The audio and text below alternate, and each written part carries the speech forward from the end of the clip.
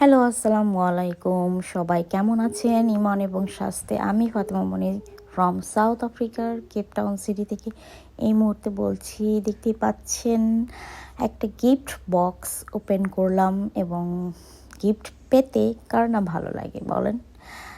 So এটার মধ্যে ওয়াচের একটা সেট, ফুল সেট, একটা ওয়াচের সাথে একটা ঘড়ির সাথে ব্রেসলেট, 3টা ব্রেসলেট দেয়া হয়, একটা চুড়ির মতন, আর একটা আরেকটা পাথরের ব্রেসলেট দেয়া হয়। সব কিছু মিলিয়ে সেটটা খুবই সুন্দর ছিল।